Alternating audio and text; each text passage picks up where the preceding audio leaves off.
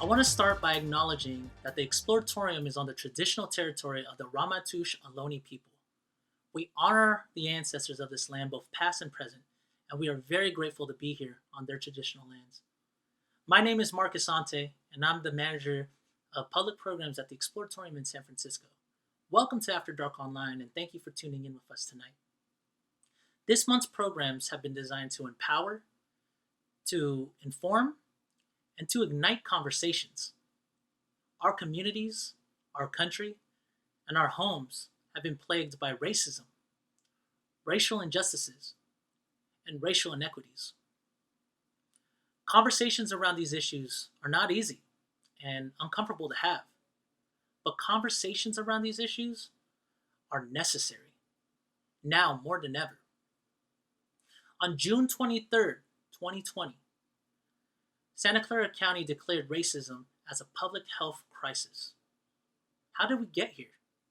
And how does racism and bias show up in medical practices and within legal institutions? Tonight, we hope to explore these questions and how these dynamics have created inequities. Our program consists of 2 conversations that look to explore the effects of racism on public health. Later tonight, we'll hear from Dr. Erin M. Kerrison, who will talk about how racism within the legal system can deeply affect long-term health outcomes of people who encounter these legal systems. But up first, join us for a conversation between Dr. Duana Fullwiley and my colleague, Dr. Julie Yu, focused on medicalized racism. Thank you for joining us for After Dark Online. Enjoy the program.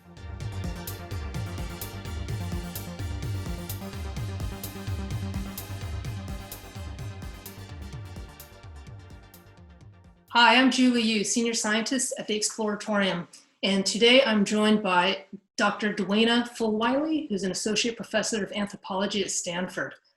Dr. Fullwiley is an anthropologist of science and medicine who's interested in how social identities, health outcomes, and molecular genetic findings increasingly intersect. Today we're going to have a conversation of the place of race and racism in science and medicine. Dr. Fullwiley, thank you so much for joining us today.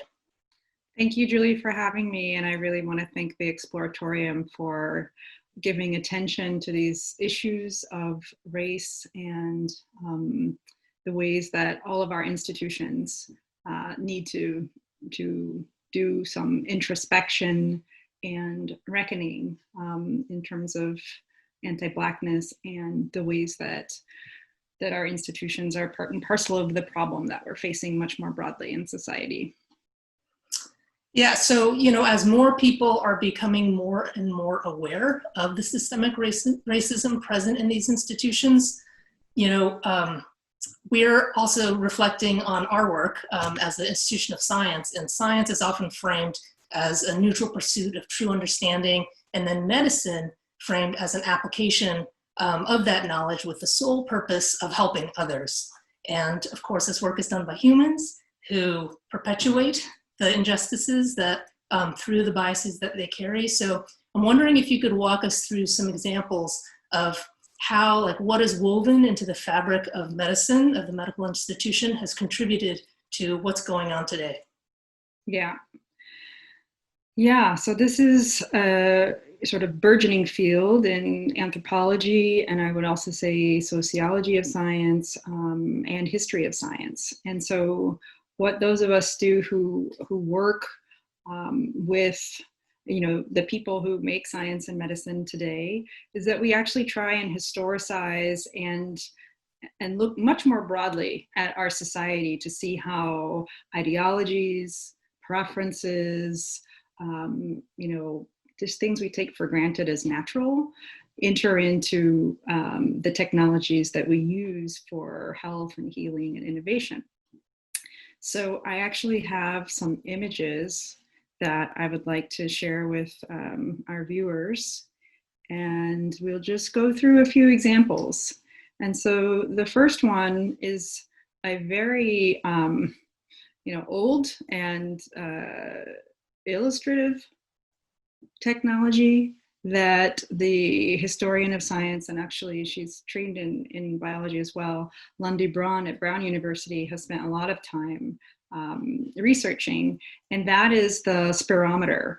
And that is a machine that was used on the front lines of the Civil War to measure the lung capacity of Black soldiers versus white soldiers. And there was a whole compendium of, biometrics, always looking at the differences between these bodies.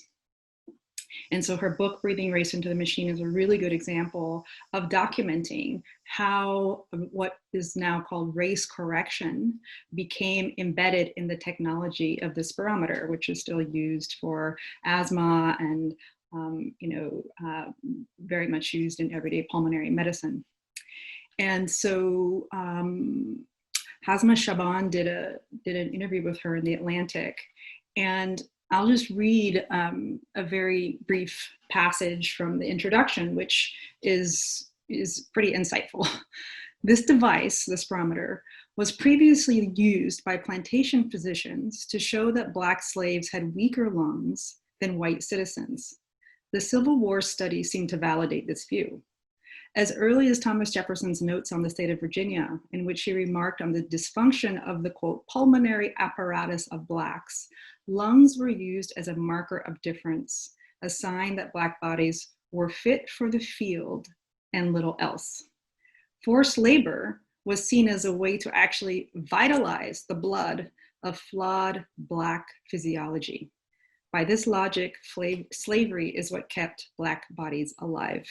And so the spirometer is now, obviously still used in medicine, but there are many studies today that try and ascertain lung capacity in people who are self-described African American, self-described Puerto Ricans, self-described Mexicans, and trying to really discern what the correlation is between African ancestry and lung capacity, and then to dose people with various steroids like albuterol, based on those correlations.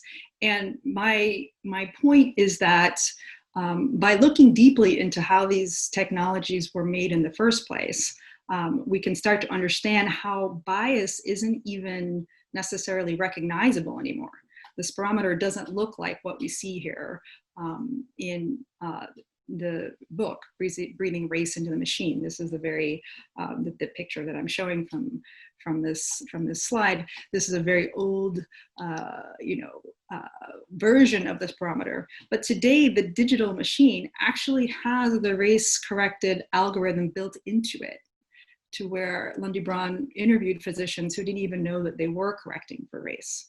And so that's a really beautiful example of a pretty pernicious history and technology. So I just want to make sure I'm understanding correctly. So people are tested with the same machine, but embedded in the machine is a different way to read the measurements based on race? Yes. Okay, so the racialization is fundamentally built into the fabric of the machine itself. Yes. And that continues to the tools that we're using today? Yes. And so there are many examples of this. And just this last month, I believe, let's see, we're in July, under quarantine, all the months and days are running together. But the New England Journal of Medicine had an article about race corrections in clinical algorithms called Hidden in Plain Sight. And the authors are Vyas Eisenstein and David Jones. And so there, they have 3 pages of medical technologies and tests that have these kinds of race corrections built into them. And these range from, certain ideas of kidney function, bone density, various measures in terms of obstetrics, cardiology, uses and applications. And in the article, they have a very large chart that goes through what the correction is by how many points, and then what the clinical repercussion of that could be. For nephrology, some of those counts might make it so that Black people don't actually get kidney transplants because they don't meet the threshold of the of whatever the norm is for getting an organ. And so they actually go through what the possible implications could be, and they assess whether or not these race-corrected algorithmic embedded notions are helping or hurting. And so I will provide a link for the viewers to that article, and people can study that chart and look more carefully at some of the ways that they assess those algorithms. But one really clear statement in their piece that I'll just read is showing how race is biologized in very reductive ways. So this is not to say that some people don't have lower values or some people don't have lower lung capacity, etc. But the ways that it's become generalized to a whole racial group is the problem. And so they say some algorithmic developers offer no explanation of why racial or ethnic differences might exist. Others offer rationales, but when these are traced to their origins, they lead to outdated, suspect racial science or to biased data. And sometimes that biased data can come from the fact that perhaps people with low lung capacity are living in very polluted areas, or have come from very malnourished populations, like one might imagine former slaves fighting the Civil War, just not having the same vitality for other reasons, right? And so the bias, the sort of biased data really needs to be unpacked. And what does that mean? So then the second thing they say is that another problem arises from the ways that racial and ethnic categories are operationalized. So people use these categories in pretty loose ways, and they also are political categories. They're recommended for census purposes by the Office of Management and Budget. And there we have 5 races. So from a political, 5 races and 2 ethnicities from a political point of view, but these categories are unreliable proxies for genetic differences. And so genetic or biological differences. And so they just go through how it's important to take into consideration a patient's race for understanding how living with discrimination or living with the stress of all the ways that perhaps Jim Crow and the legacies of Jim Crow get into the body. But it is not it's not helpful to reduce an outcome to biological, innate ideas of this is just how a whole group is by nature. So I know that paper was very recently published, but what is your sense of the kind of reaction and response of the medical community to this evidence being presented and now published? Yeah, that's a really good question. So people have, especially anthropologists of science, historians of science, have been tracking these tendencies within, scientific production and innovation to sort of fall back on everyday notions of how people are different, that you can just sort of eyeball how race is real. And so I would say since the mapping of the Human Genome Project and the draft in 2003, there has been a lot more debate, I think especially in interdisciplinary settings where social scientists and geneticists and physician researchers are all brought to NIH or to some interdisciplinary collaborative meeting. And I think in those spaces, the conversations can be really productive.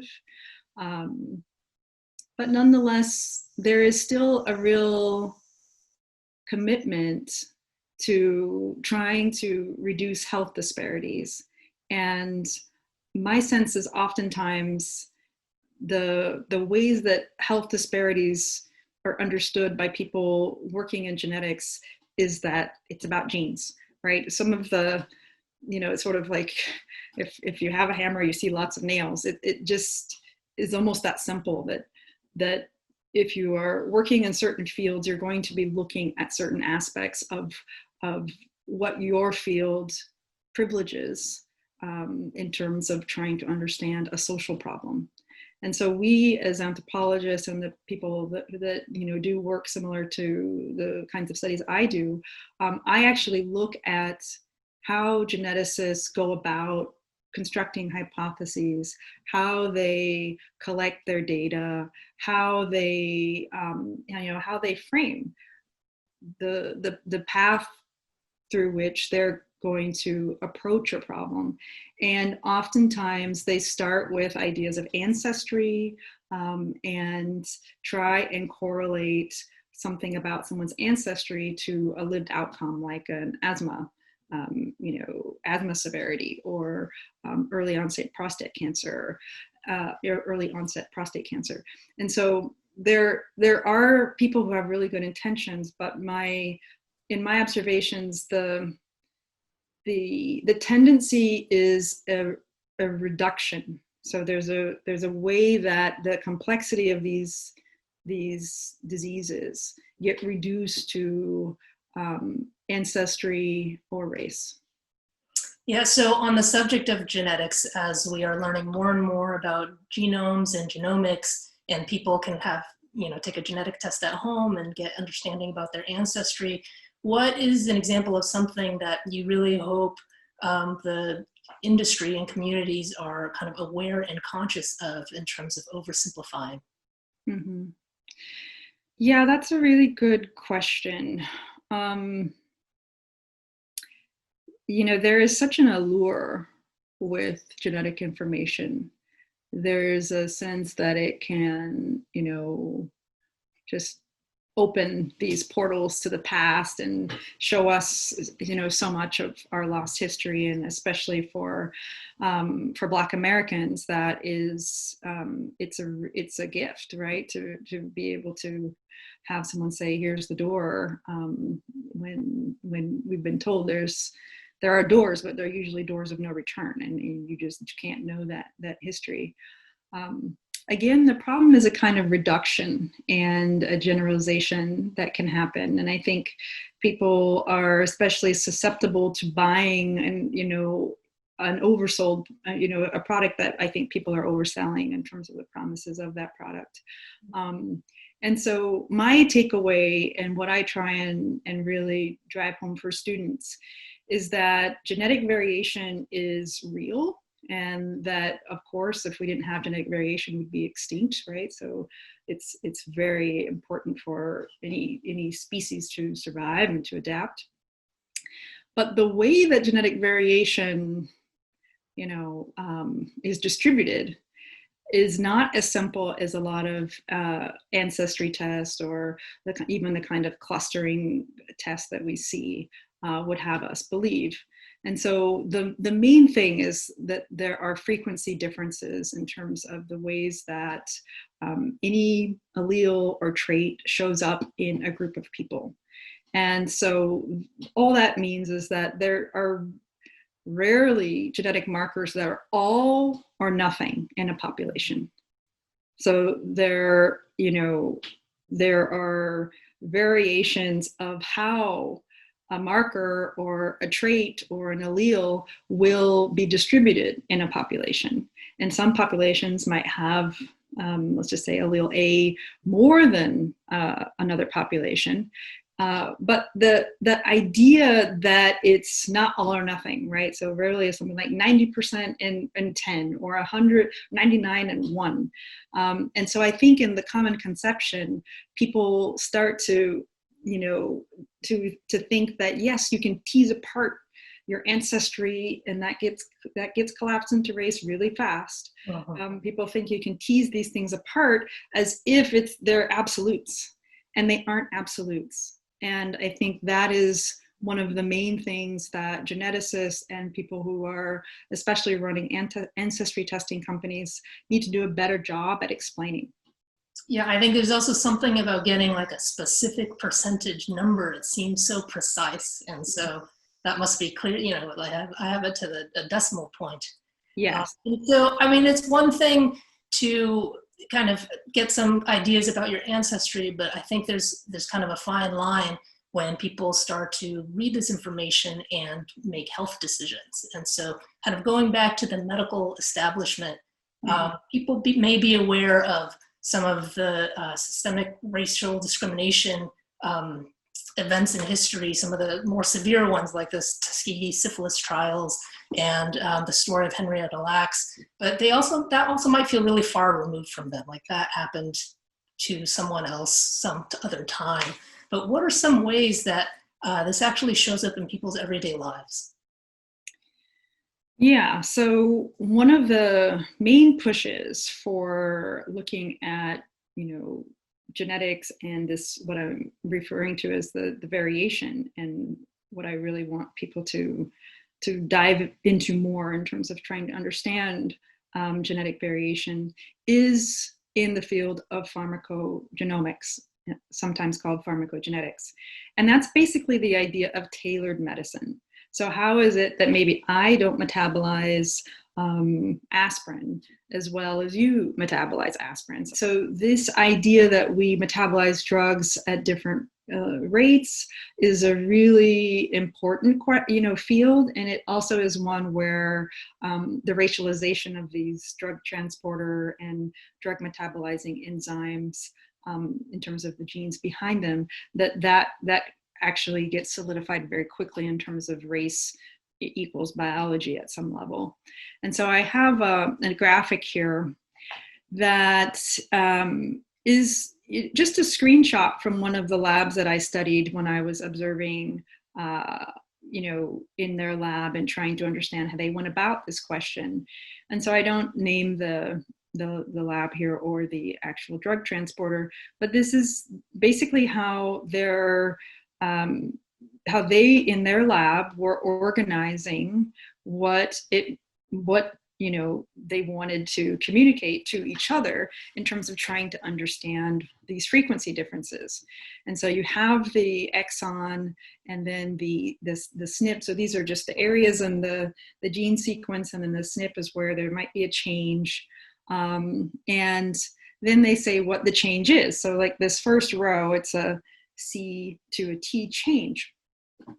Okay, and so then on the last part of this graph, there's AA is African American, CA is Caucasian, AS is Asian, ME is Mexican, and PA is Pacific Islander.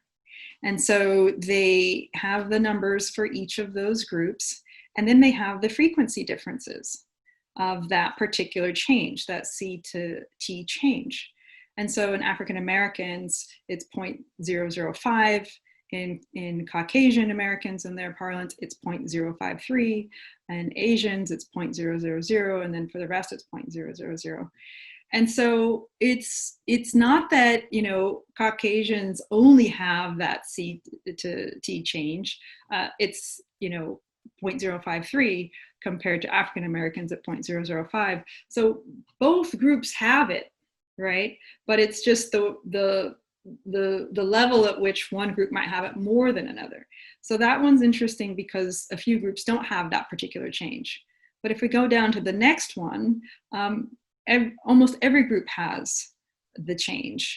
And again, it's at different frequencies. So 0.119 for the total frequency change. And then you just kind of go through the chart and see what they've highlighted. Now, again, this is sort of this question of how some kind of variation that might be important is distributed among groups, but also it is how we are defining and categorizing those groups, right? And so the idea that, you might have a 5% prevalence of a drug transporter change in African Americans and a 28% change in so-called Caucasian Americans. That comparison is interesting for these scientists because they imagine that would have some bearing on how people respond to certain drugs. So that is very important to be able to define.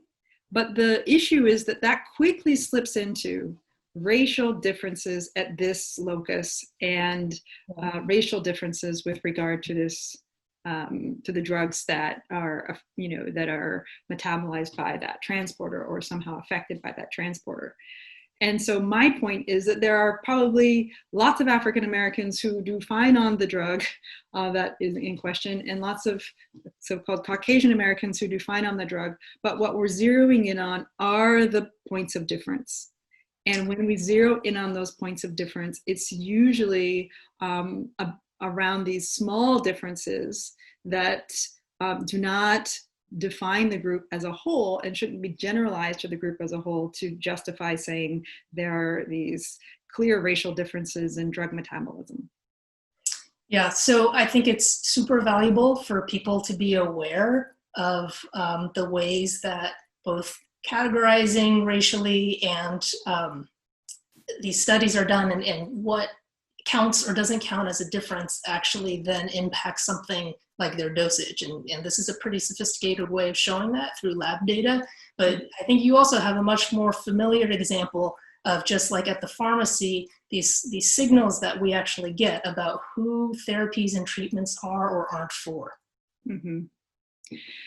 Yeah, so I hope I didn't lose people on that pharmacogenetics example. But the idea really is, there's so much variation, and, just if we graph that variation, rarely does it reach levels to where you can say this is a drug or this is an issue that only affects this group. And I think that's often how it's framed. So yeah, at the more, I think, mundane level, there is a really great example of how racialization, going back to the spirometer, so that's a little bit more arcane for people who don't have asthma.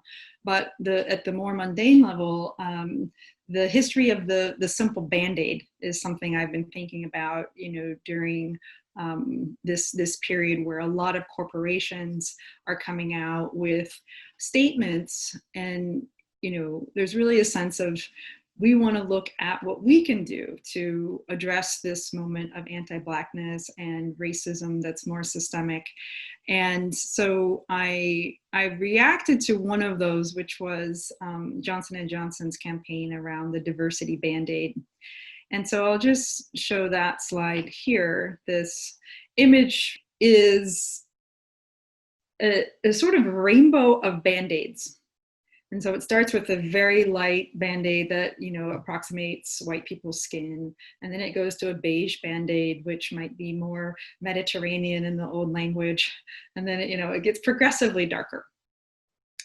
And in a way, this Band-Aid slide mimics the slide I just showed from the pharmacogenetics lab, where the data is, on these grids. It's on a table of race, what I call in my work a tabula rasa, an actual, not a blank slate, but a rasa with a Z, so a raised table. And here we see a similar thing of this kind of array of possibilities as a response, as an attempt at a sensitive response to, as I'll show in my slide 8, a history of Band-Aids being for white people unthinkingly. And so on Johnson & Johnson's website, they have a place on their website, one of the portals, called Our Heritage, and it's 18 fun facts about the history of Band-Aids. And it starts with this sentence: baseball, apple pie, Band-Aid brand adhesive bandages. There's no doubt about it. They're an indelible part of our culture.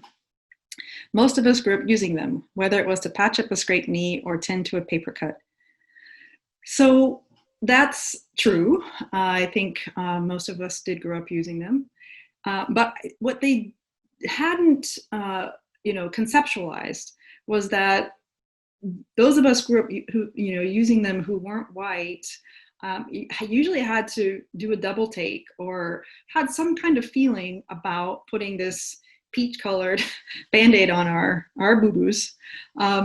And so there's this, in the history of the timeline, you know, bandages supported the war effort, and, you know, all of the images from this you know, this period are always of white people, white mothers, white children. The little golden book published, Dr. Dan, the Bandage Man.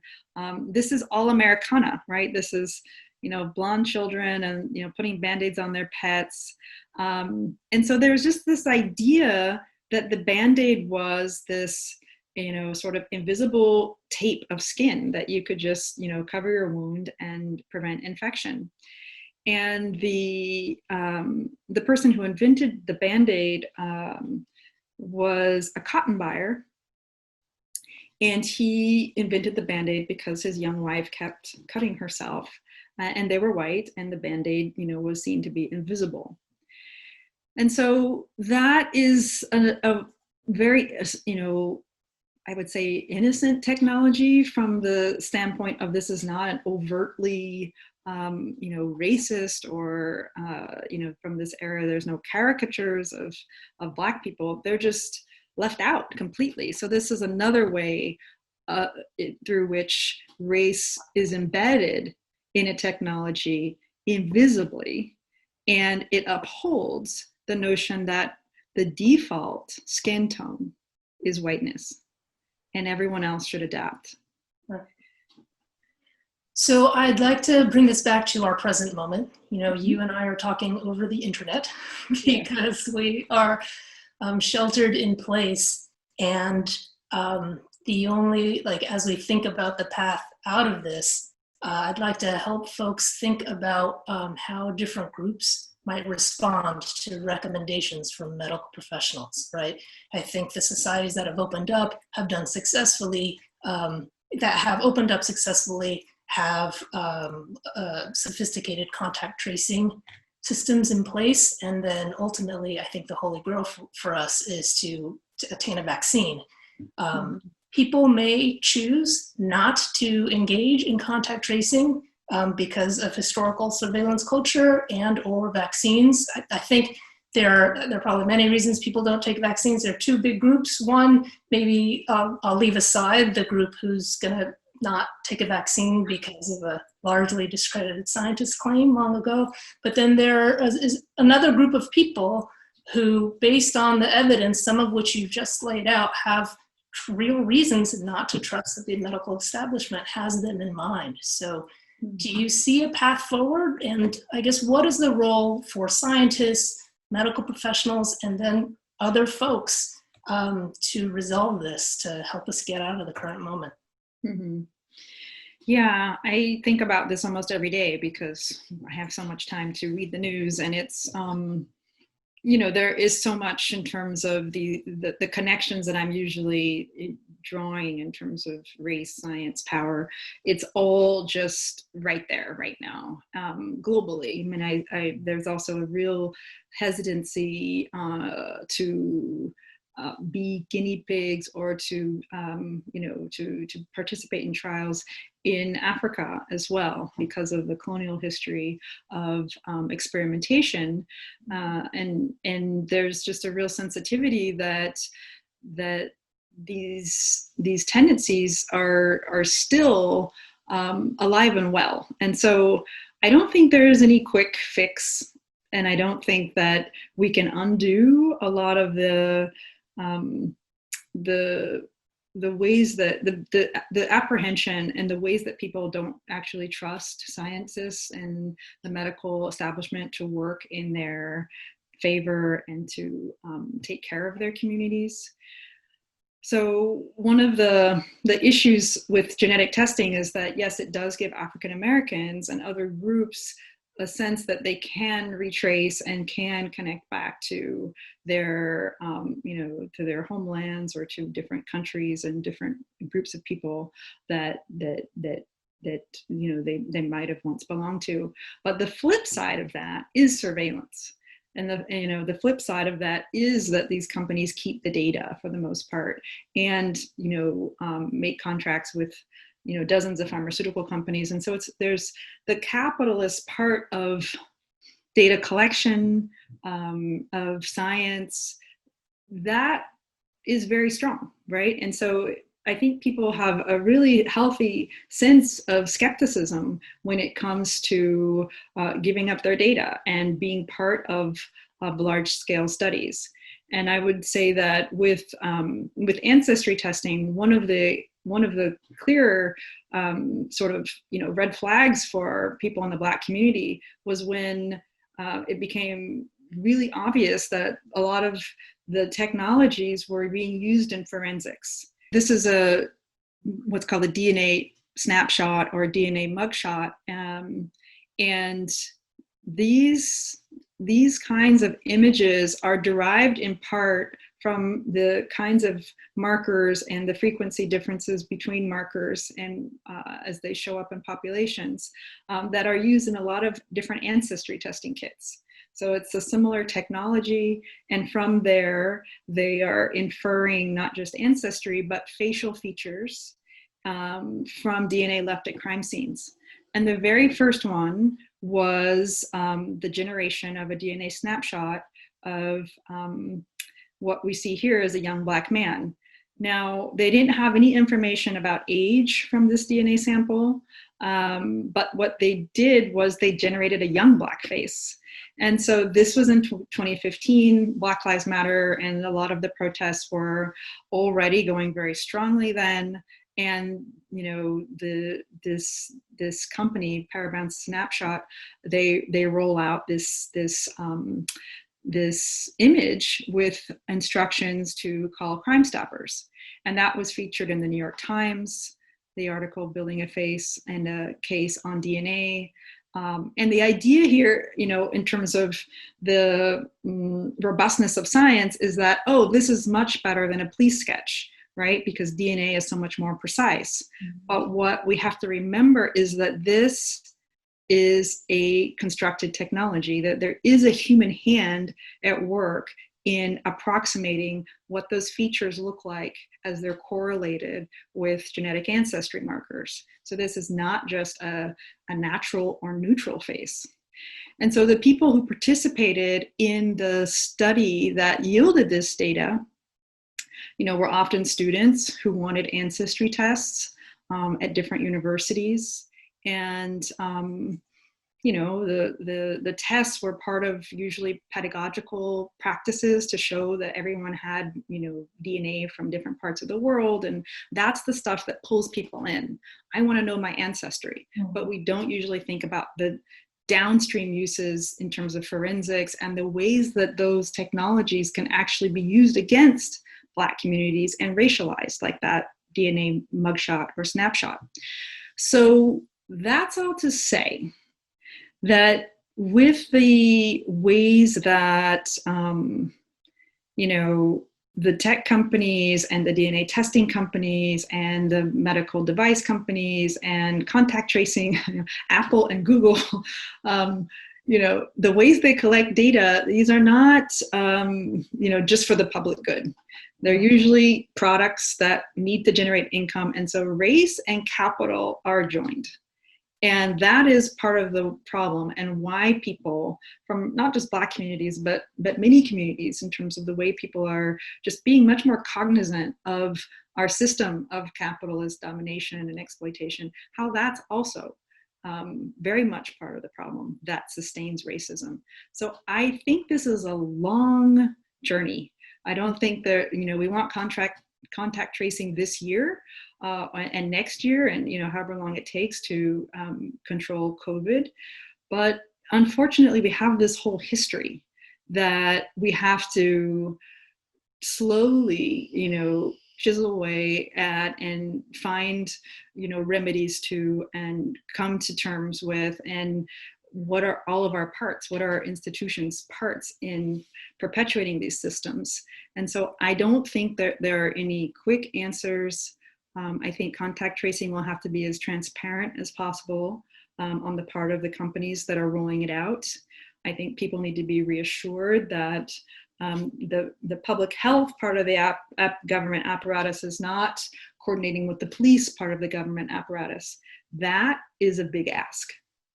Government is government. And I think that a lot of people don't even want to take the census, right? Because of their immigration status, because of just not wanting to be surveilled so that the police know where they are and who they're living with and implicating other people.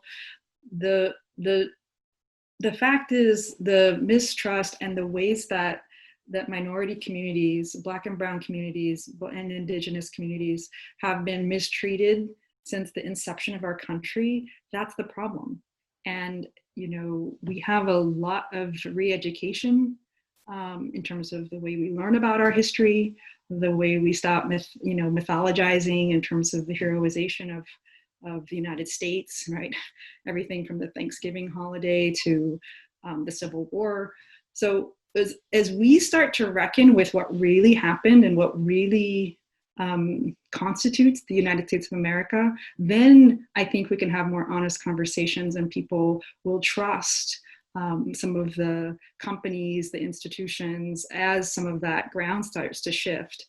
But I'm not very hopeful right now that people will want to participate in vaccine trials, even getting vaccines in some cases, and also that they will trust that contact tracing is as benevolent as Apple and Google say. Right. I mean, I think for me, the message for all the folks out there is whatever you're doing, where you know your role in all of this, whether you're a scientist or a doctor or a contact tracer, or you work at a tech company creating some of these technologies, like the recognition that you are a human and your company is made of humans, and just all these examples that you provided today of how, you know, humans have biases and ingrained racist ideas that get embedded into their products.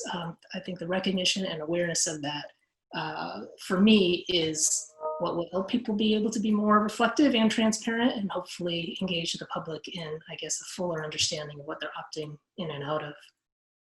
So I guess in closing here, I just wanted to give you an opportunity to share, I guess, what else you would like people to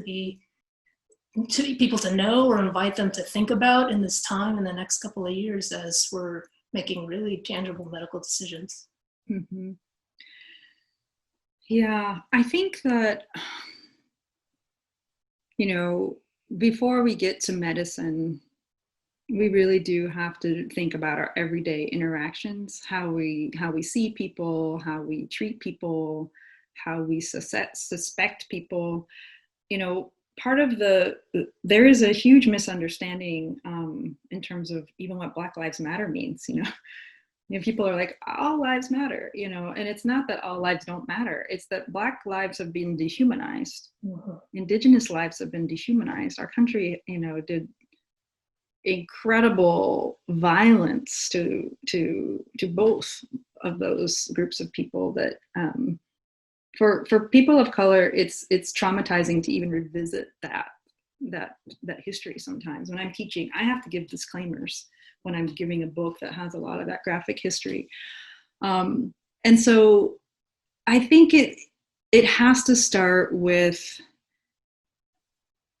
people being willing to get educated about what the United States has done to different populations who are Americans.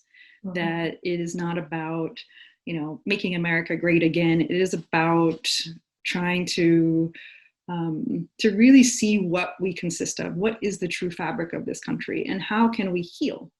Right? If you have a country based on violence and trauma and repeated violence and trauma and then denial of all of it, it is very hard to talk about, you know, how can we do better in medicine, right? I think that it has to start with the social fabric, and it has to start with a lot of introspection and, you know, quite frankly, a willingness to give up some privilege. Right? It's not a mistake that, you know, a lot of white Americans get very nervous when you know, we start talking about Blackness or Black Lives Matter.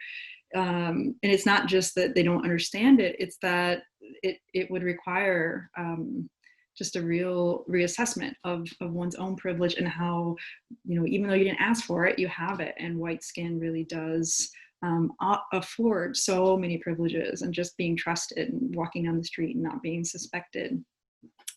So I do hope that in this moment of the statements, right, they're everywhere, and the, you know, wanting to be on the right side of history, that people really think about not just Black Lives Matter, but how does one's own conception of the other, of Black people, of brown people, contribute to a kind of dehumanization.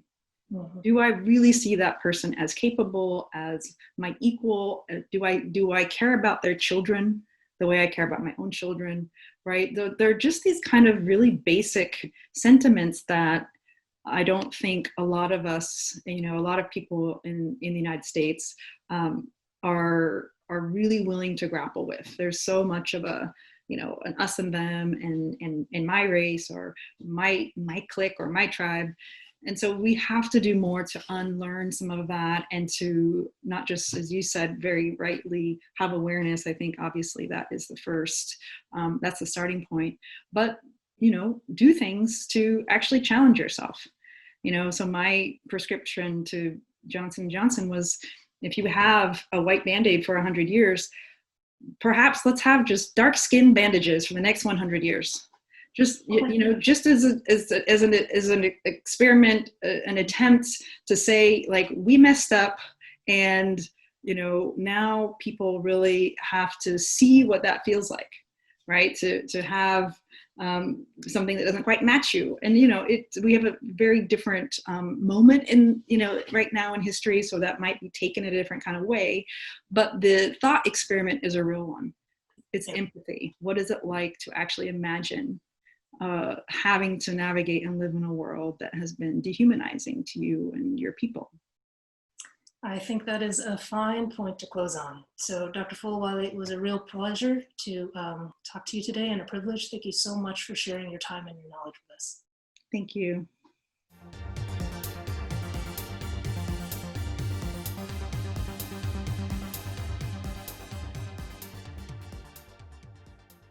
Up next, we have a conversation with Dr. Erin M. Kerrison, who is an assistant professor in UC Berkeley's Department of Social Welfare. Her work extends from a legal epidemiological framework and looks at how law and legal institutions can become social detriments of health. Specifically through varied agency partnerships, her mixed method research agenda investigates the impact that compounded structural disadvantage, concentrated poverty, and state supervision has on service delivery, substance abuse, violence, and other health outcomes for individuals and communities marked by the criminal justice intervention. Dr. Kerrison's research has been supported by the Annie E. Casey Foundation, the National Institute of Justice, the National Institute of Drug Abuse, the Ford Foundation, and the Sunshine Lady Foundation. One other important piece of Dr. Kerrison's bio is that we're airing this program on her birthday. So happy birthday, Dr. Kerrison. Dr. Kerrison will be in conversation with my colleague, Sal Elper. Enjoy the program. All right, so thank you again, Dr. Erin M. Kerrison, for joining us today to talk about your research. And I'd really like to start with just having you talk a little about your personal journey to doing this powerful research. Sure. So thank you for having me, and hello everyone out there.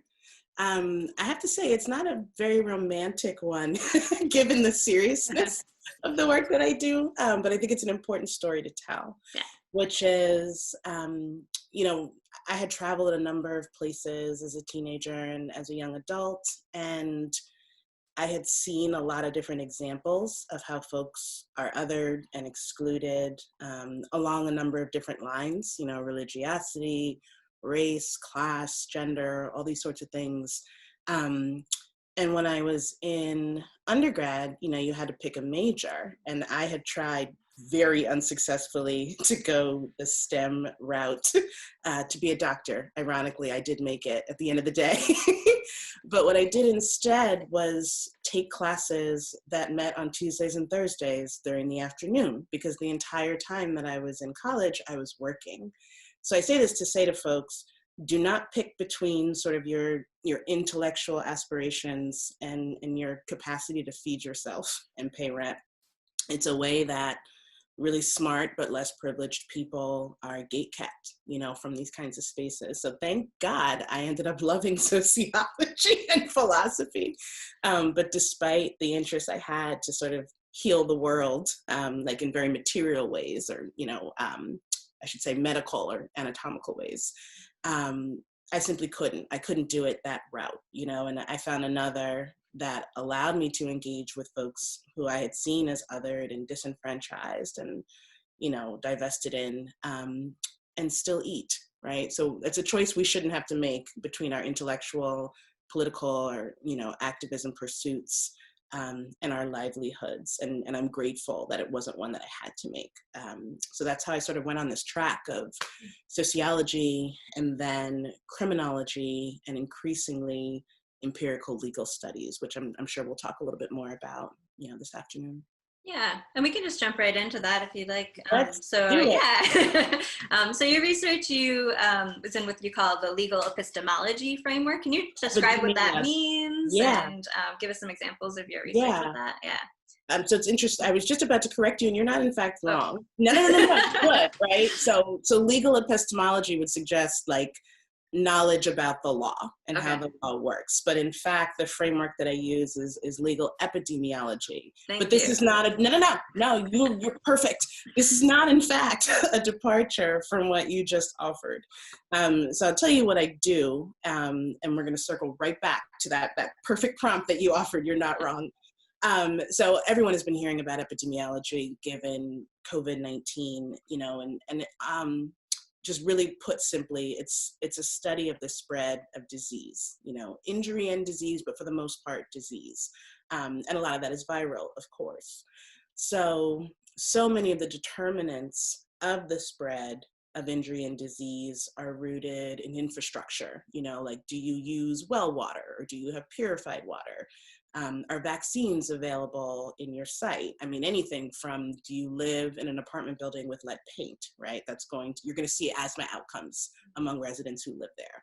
So a lot of it is about built environment. And so the suggestion that legal epidemiology is a framework from which we can launch the kind of analyses that I'm proposing and executing suggests that the law itself, as it's written, as it's constructed, legal institutions that are backed by the state, you know, by the government and the laws therein, they create also a built environment, right, that has determinants of health attached to them. So that's the way I think of it. It's not, law is not this like nebulous sort of thing in the background of our lives that we learn about in social studies. It's ever present, right? The law is all around us, as Austin Surratt would say, and has real bearing on our lives, even for those who benefit from it, right? So the spread of injury and disease might be dampened for people who operate under a legal system that privileges them, their identities, their experiences. So it goes both ways. It doesn't just have to make you sick, it can make you healthy. And so that's the notion of legal epidemiology, which is really undergirded by legal epistemology, right? Just having a knowledge of how the law is everywhere, you know, and shapes everybody's lives and futures. Great, thank you. And can you share a couple examples of your work in that field and what you're interested in? Sure. So specifically, I focus on criminal legal system intervention. So the criminal legal system is its own legally codified, meaning like backed by the laws as they're written, but also its own legal institution where it's enforcing those laws. And the outcomes and byproducts of what happens in the criminal legal system space affects their own health outcomes independent, you know, or in addition to even how the laws are written. So it takes an abstract, you know, criminal statute, for instance, and makes it quite real on the street when someone is stopped and frisked.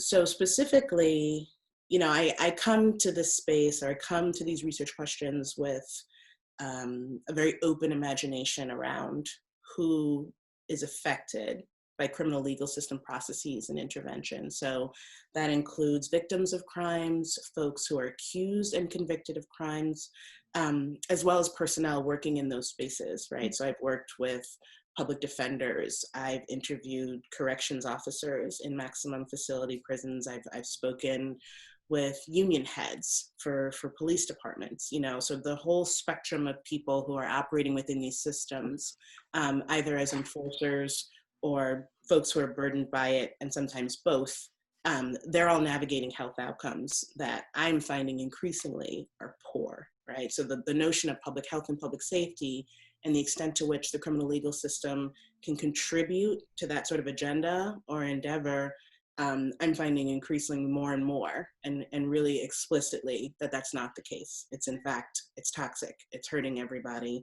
And if we leave it as it is, we're gonna wind up with sort of a scorched earth kind of terrain.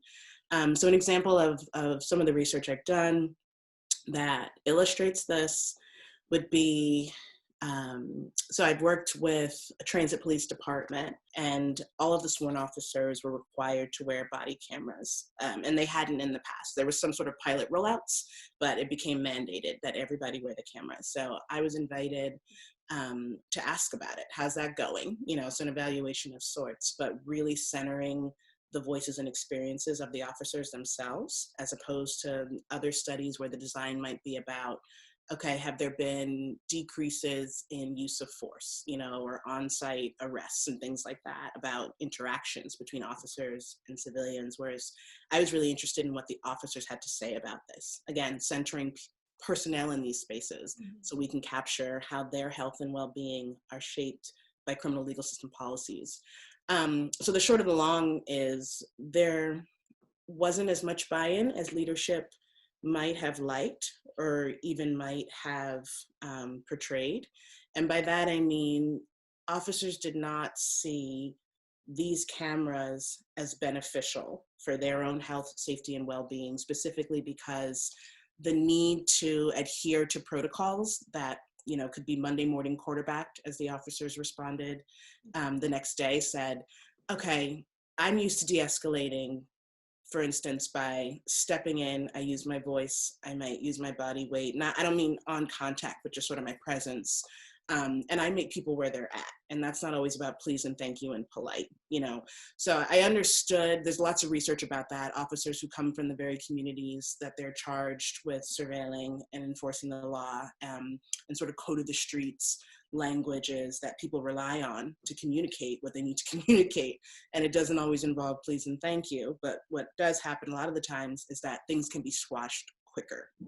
So folks said, for instance, if I can't do that, if I'm running around with these pleases and thank yous and trying to follow these sort of procedural justice protocols, it's not that I am reluctant to do that, it's that that is not the language that needs to be spoken, and it's going to get me killed, right? So there's sort of like the lower level concerns were around carrying more things. Officers are charged with carrying like 40 pounds worth of gear on any given day, between the vest, the baton, the firearm, everything. So one more thing is one more thing. And so it's physiologically, it's hurtful, you know, their knees, their backs, things like that.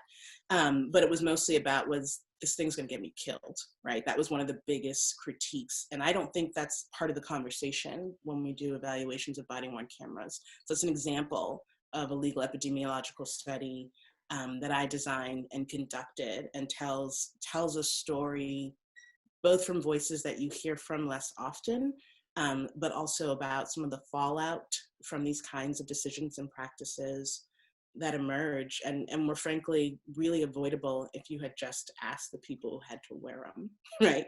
This is not an argument for why we shouldn't have body-worn cameras. I got a whole lot of ideas about that, but did anybody really talk to the officers that represent, you know, 18,000 police departments in the US? Because it would appear that they hadn't, given what I heard from the respondents in my study. So that's one example of how I go about this line of inquiry. Great, thank you. Yeah. And I'm kind of curious, so around, you know, in this moment of momentum around Black Lives Matter movement and this global pandemic, and, you know, racism is this ever pervasive thing within academia, within all of these fields. How do you kind of reckon with where does your research fit within like within the social movements and health outcomes, and like how do you kind of make the jump between those spaces? Yeah. Well, I should say too, that I'm very lucky in that I find myself in a site that's not hostile. I won't say necessarily welcome and always endorsing, but certainly not hostile towards the politics, the sort of what animates my desire to get Black people free. I'm working in a space where at worst, it's not celebrated, but it's never unwelcome. So I want to say that. And by site, I mean my School of Social Welfare, so the discipline in which I'm writing and I'm teaching. I mean UC Berkeley, which is a public research institution, and within the East Bay, right, where this is sort of the bastion of freedom. We can unpack that too. That's another talk about some of the promises that haven't been kept within all three of those spaces. But the point is, it's far more hospitable, you know, than other disciplines or what other universities might allow or what other sort of geographical community locales might endorse. So that's number one. But that said, I am a Black woman who is speaking truth to power, literally to power, right? There are people in all three of those spaces within the discipline of social work, within higher ed, within the Bay, who are very invested in things as they are, you know, who themselves have personal and financial ties to entities that wield a lot of control and are not as radical and not as progressive. So I'm thinking specifically about how important it is to get grants. And the best grants you can get are the federal grants. You know, the university gets a percentage of that award amount, and it helps fund everything that we do. We're a research university. But for someone like me, who studies the criminal legal system and health outcomes, sort of the more natural fit for a federal award would be from the National Institute of Justice under the Department of Justice. Let's talk about the Department of Justice and the administration that governs it, right? Or the National Institutes of Health and the way health is captured within that space, right? The measures, the physiological measures are ones that are captured in large part via like blood and tissue samples or MRI imaging and things like that, which is very different from the kinds of captures that I collect as a qualitative researcher, which is you tell me how you feel, right? So this is self-reported health data, which is not, it doesn't lack any legitimacy or integrity, but it's not as welcomed in those spaces. So politically, for an audience like the DOJ, Department of Justice, or the National Institute of Justice, I had to make more of a case for why they should give me money for me to interrogate their processes. That's not comfortable, right? Mm-hmm. Than for sort of an audience that looks at epidemiology from a much more, I would say like a greater distance than how I observe it. The validity of my claims, they can be dismissed. So this is to say higher ed is a great place to do the work that I want to do, but it doesn't mean that I don't meet challenges that are critically tied to sort of the knowledges we privilege and who they're written by. And in those ways, I can be behind the 8 ball. I find myself there more often than I'd like. Thank you. And how do you feel, like, do you think of your research as being a part or supporting social movements, and have you thought about that connection, or how do you think about, how do people that in social movements access research? Or yeah, not very easily, and that's of no fault of anyone's, frankly.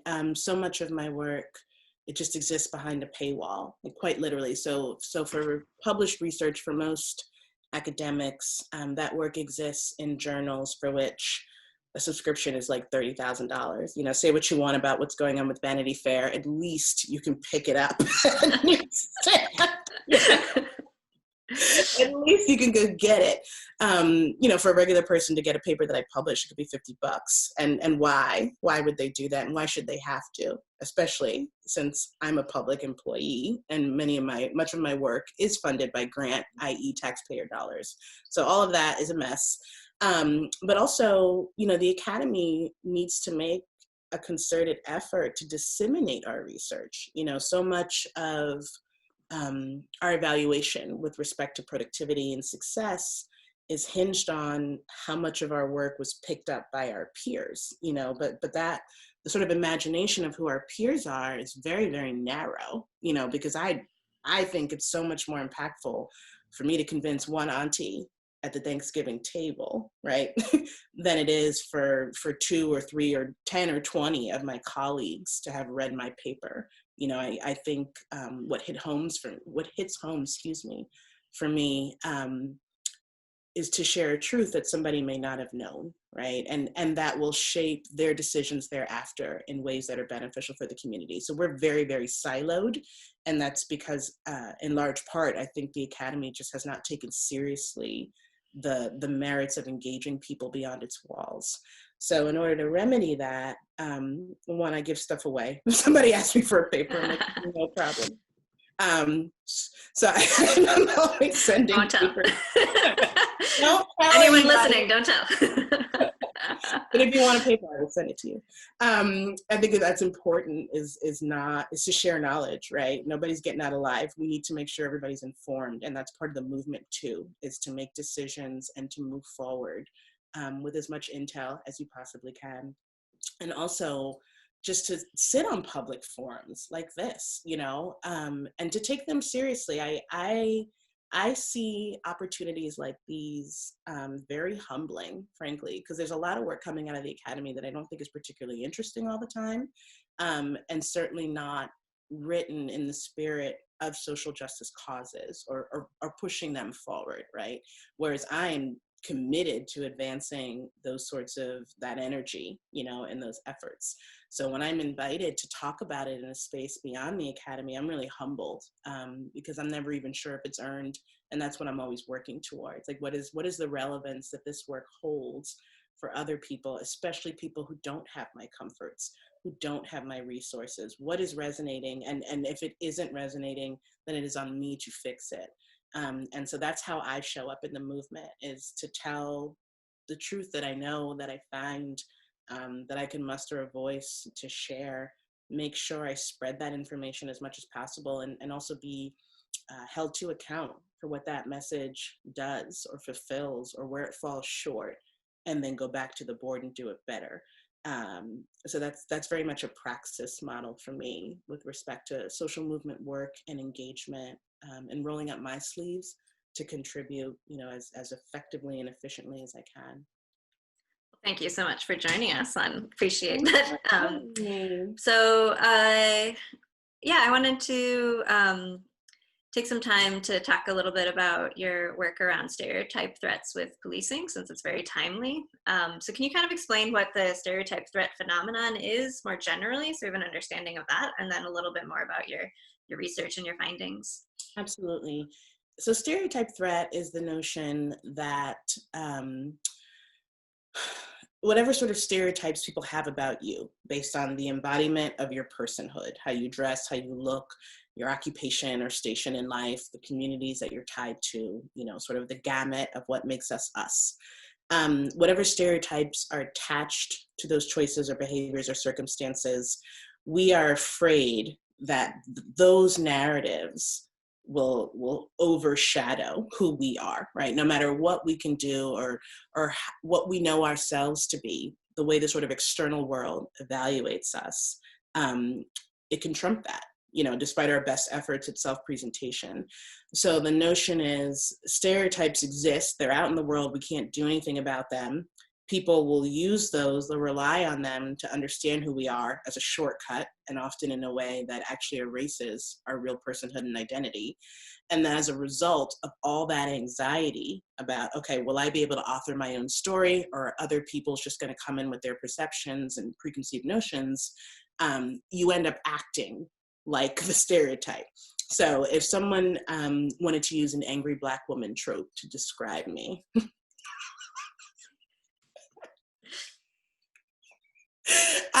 then I'm going to get annoyed. Then I'm the angry Black woman. So you're just circling the drain here. So that's how stereotype threat works. It's a sort of self-fulfilling prophecy is kind of a quick and dirty way to explain that. So with respect to policing and the charge of police officers who are on patrol, right, who manage beats and are on the street, the stereotype is racist, pig, monster, whatever kinds of slurs and jaunts are lanced at them. And so in order to do a job where you're enforcing the law, and you're facilitating public safety, I'm talking about the officer who's on their best behavior is still subject to those stereotypes, right? Those notions from folks in the street who just believe you must be this image, right? You absolutely must be the embodiment of this story that I have in my head. And it's understandable why people think that, but it doesn't make it any less difficult for folks who are like, wait, that stereotype doesn't fit me. So what happens with that kind of narrative circulating within communities, every cop is out to kill me, you have to get buy-in from them, right? Because your legitimacy is basically under threat. People are saying, I don't have to listen to you. I know all of you are lethal and dangerous, and none of you have my best interests in heart. So in order to overcome that, like, hey, I do belong here. Those stereotypes they're not true. They're not me. I'm absolutely in it, to help this community and keep folks safe and enforce the Constitution and this, that, and the other. The more people don't listen to those pleas, the more sorts of coercive tactics you have to rely on to convince them that you do belong there. Coercive tactics, i.e. use of force, only confirm the stereotype that was already suspected. So this is what I mean about circulating the drain. And so the research that my colleagues and I did surfaced that officers who were surveyed about sort of their own individual questions of legitimacy and how they were perceived by the community members in their charge, in their jurisdiction, were far more likely to endorse the use of force as a means, to establish their legitimacy. And they were less likely to endorse departmental policies that restricted use of force. So we're back to this circle of people think I'm a monster. I don't want them to. I'm going to prove it to them that I'm not because I'm legitimate. I'm going to prove it to them using force and coercion. And now we have, again, that self-fulfilling prophecy. So that was the basis of that research. Wow, thank you. So in that, how do we, so either more generally, sorry, I'm also getting, so either based on that specific research or more generally, how do we break that cycle of stereotype threat? Well, me, I'm a carceral abolitionist, which means I am not at all invested in criminal legal system reform. And that does not mean that what I'm rooting for is anarchy. In fact, quite the opposite. Carceral abolition means getting rid of punishment logics, which means getting rid of othering, right? This idea that there are these groups over here who are ill-suited to govern themselves, who are unruly, who are dangerous, who need to be managed.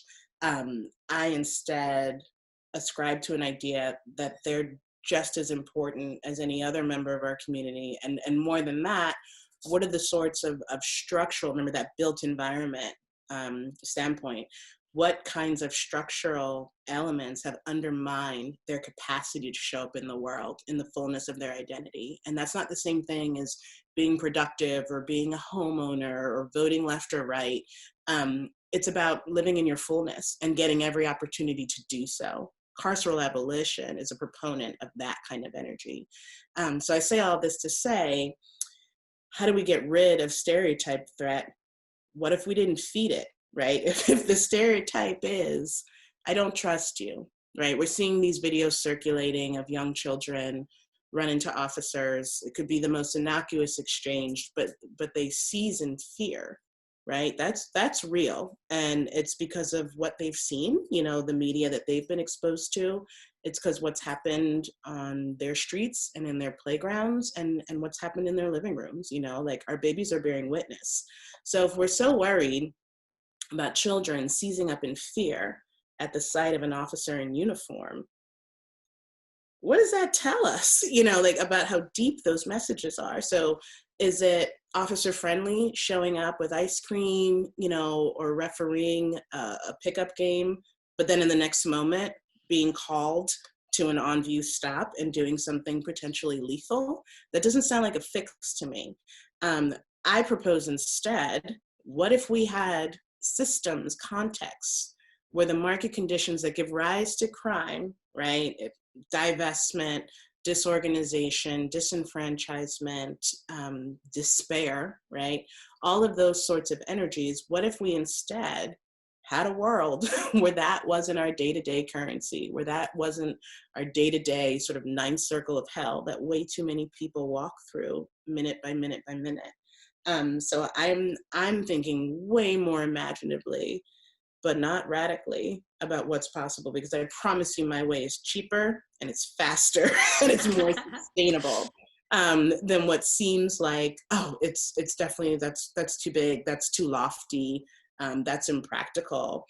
I would not try to convince a baby that they shouldn't be scared, because the odds are, and the research shows, that they're probably right? So this notion of how do we dismiss, or how do we diffuse stereotype threat? Let's get rid of the very truthful basis, the very truthful anchor that policing, and I'm not talking about police officers specifically, but policing as an institution, let's get rid of the fact that that is what that represents, right? We can't go back in time and sort of prune these leaves and make it into something that's prettier.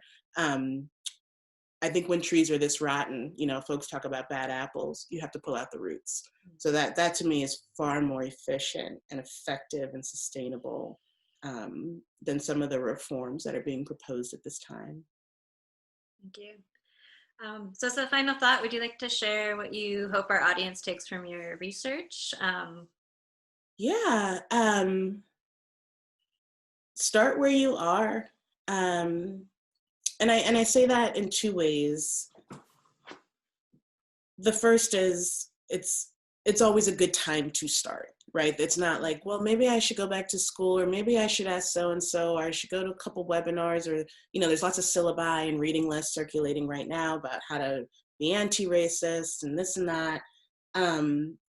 Start where you are, where you're most comfortable, and go from there, because none of this work is going to work. And by work, I mean social justice work.